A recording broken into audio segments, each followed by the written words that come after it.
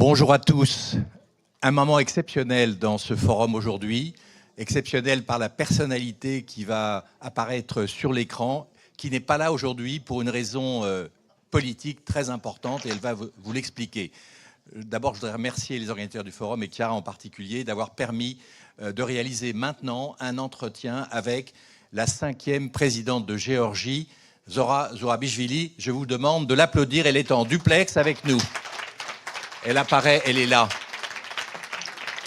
Salomé Zurabichvili, qui est donc la 5e présidente de Géorgie, présidente légitime de Géorgie, qui est en duplex. Pourquoi n'est-elle pas venue à Marseille? Ça va être ma première question. Elle n'est pas venue parce qu'elle doit être demain à Tbilissi pour célébrer le 365e jour de manifestation depuis les élections de 2024 qu'elle conteste.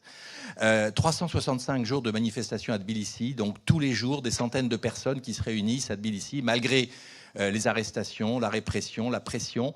Et demain, donc, c'est l'incarnation de cet anniversaire, entre guillemets, d'une mobilisation absolument sans précédent de la Géorgie. La Géorgie, c'est vraiment un pays important, une nation qui a toujours été au carrefour de l'histoire entre les empires, et pas simplement l'empire russe, l'empire perse aussi, et qui aujourd'hui incarne une forme de résistance face aux empires, résistance du droit face à la force. Salomé, bonjour. Vous nous entendez bien? Je vous entends très bien. Alors évidemment... Je vous entends très bien et je voudrais commencer par préciser une chose, que les 365 jours ininterrompus de manifestations sont les protestations contre non pas la spoliation des élections qui avaient provoqué déjà des manifestations, mais contre ce qui est beaucoup plus existentiel pour la Géorgie, c'est-à-dire l'abandon par le Premier ministre et les autorités actuelles de la voie européenne, et ce qui a été compris par la population géorgienne comme un retour vers la voie russe, ce qui est existentiellement inacceptable pour les Géorgiens. C'est pour ça qu'ils sont dans la rue depuis 365 jours et qu'ils seront dans la rue, comme ils le disent eux-mêmes, aussi longtemps qu'il faudra, jusqu'au bout, pour ne pas retomber sous le joug russe. Excellente précision, absolument. Je rappelle effectivement que le Parlement européen, le 13 janvier 2025, a adopté une résolution qui reconnaît donc Salomé Zurabichvili comme la présidente légitime de Géorgie. Et dans sa résolution, le Parlement précise que les Européens contestent l'élection du nouveau président qui est actuellement en place, élection, je cite, autoproclamée. Alors, une question concrète pour demain. Est-ce que vous serez demain dans la rue avec les manifestants? Et est-ce qu'il y a une tension persistante qui pourrait provoquer des affrontements? Est-ce que vous êtes inquiète sur la situation? Comment vous voyez la manifestation de demain? Alors, d'abord, je la vois comme une manifestation massive, ce qui a été le cas à chaque moment crucial de toute cette période. Oui, je serai avec la population géorgienne, comme j'y suis, non pas tous les jours, moi, mais à chaque fois qu'il y a une date importante. Et c'est une manifestation éminemment pacifique, contrairement à ce que les autorités essayent de projeter quelquefois à l'extérieur, ou en tout cas d'utiliser pour justifier des répressions de plus en plus dures et de plus en plus massive. Aujourd'hui, tous les leaders de l'opposition, les leaders politiques sont en prison, et 150 prisonniers de conscience qui sont des jeunes ou des moins jeunes. Zia Marlobeli, une journaliste de 50 ans, qui est depuis 9 mois en prison et qui a reçu le prix Sakharov très récemment, pour défendre simplement leur liberté d'expression et surtout l'avenir européen de la Géorgie. Alors bien sûr, on va parler du rôle des femmes en Géorgie et dans la politique en général, mais d'abord, quel est le message que vous adressez aux jeunes Géorgiens qui vont être dans la rue demain avec vous? Et pouvez-vous le relayer ici avec nous, donc à Marseille, mais ça touche évidemment la France. Quel est votre message demain? Vous avez dit cette manifestation incarne une volonté pro-européenne de maintenir le lien avec l'Europe. Mais quel est aujourd'hui le message en 2025 que vous adressez aux jeunes de demain et ici aux participants du forum de Marseille? Le message, c'est que ces jeunes et moins jeunes, parce que ce n'est pas vrai que ce sont des manifestations uniquement de jeunes, dans le quotidien sans doute, parce que tout le monde ne peut pas marcher dans la rue tous les jours, mais ces jeunes incarnent la continuité de ce qui a été la volonté de la Géorgie de maintenir son indépendance envers et contre tout.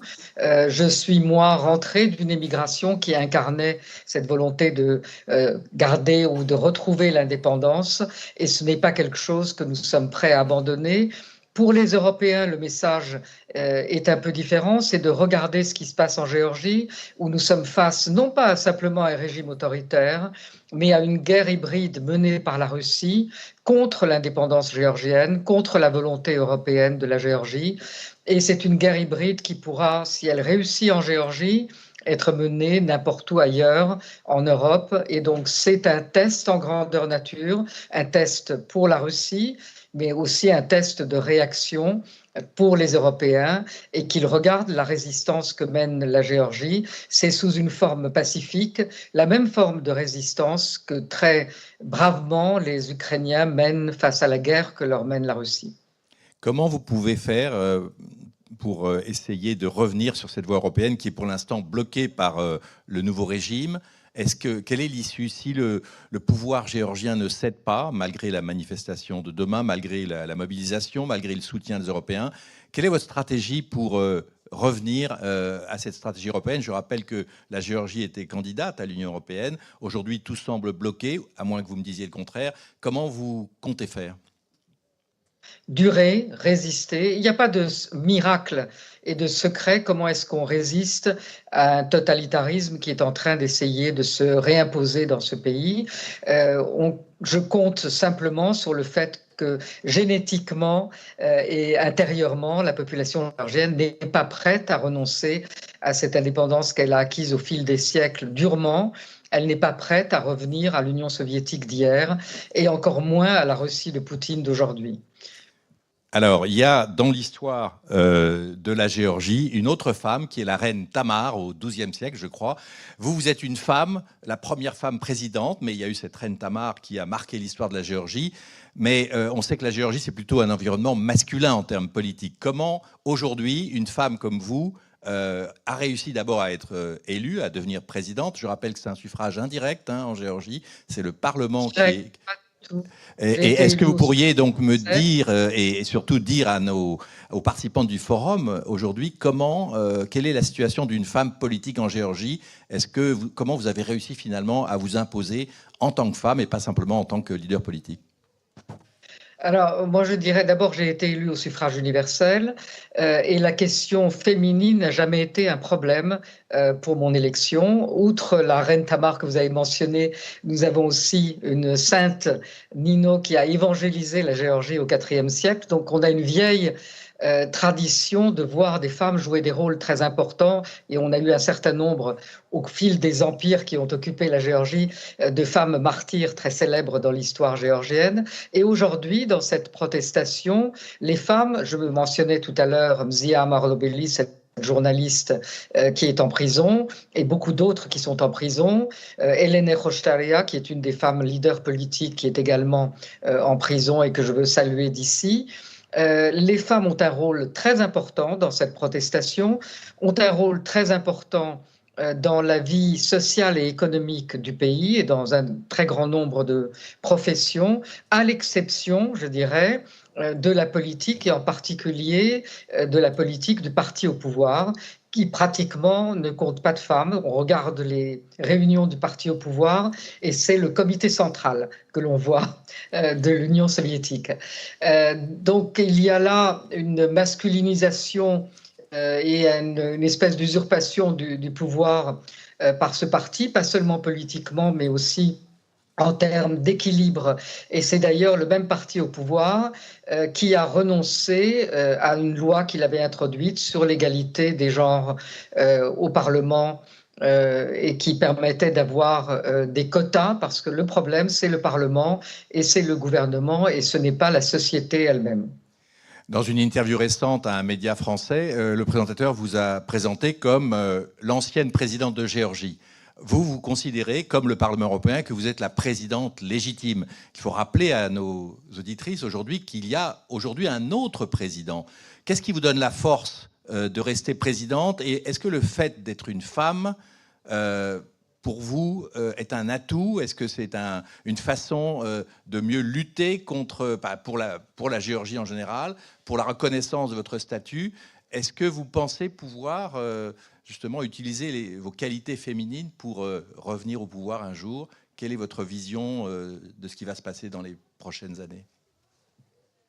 Alors, je ne fais pas de pronostic et le but, ce n'est pas forcément de revenir au pouvoir. Le but, c'est qu'il y ait demain un Parlement légitime qui élise un président légitime. Moi, je n'ai pas été battue dans des élections, il n'y a pas eu d'élection présidentielle, il y a eu des élections parlementaires, un changement de constitution qui a permis à ce Parlement de réellement désigner un autre président qui est un footballeur absolument muet, donc il n'est pas très gênant.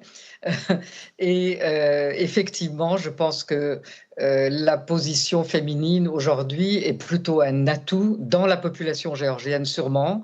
Et je pense aussi, pour projeter la voix de la Géorgie, que c'est plus un atout qu'un inconvénient. Êtes-vous menacé? Est-ce que vous pensez que vous pourriez vous aussi être arrêté comme des centaines de jeunes? Vous avez fait allusion à des militantes qui sont en prison. Est-ce que vous êtes menacé d'arrestation ou même peut-être pire, d'enlèvement? Quel est le risque que vous courez et comment vous faites face à cette situation?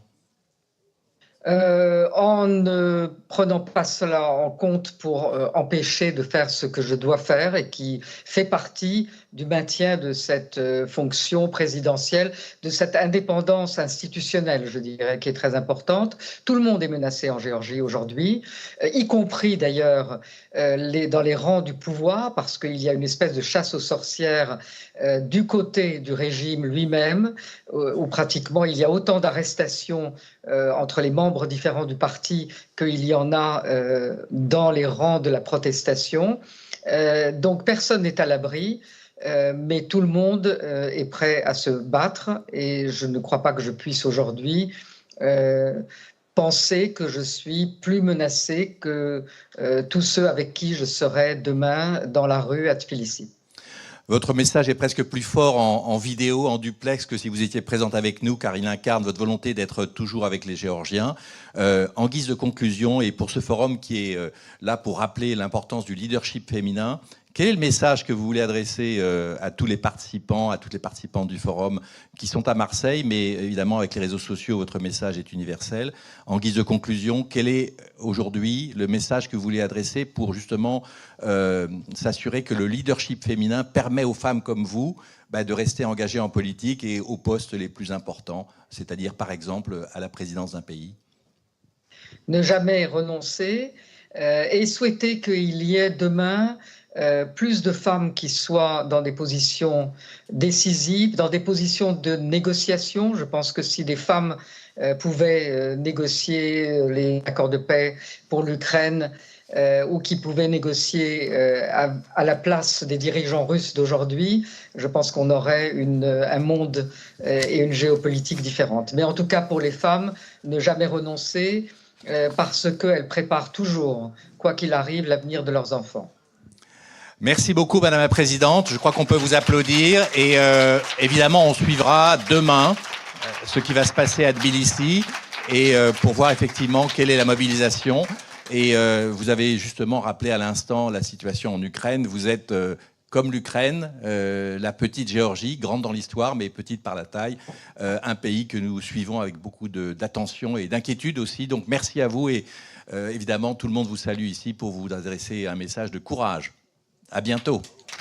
Merci à tous et toutes.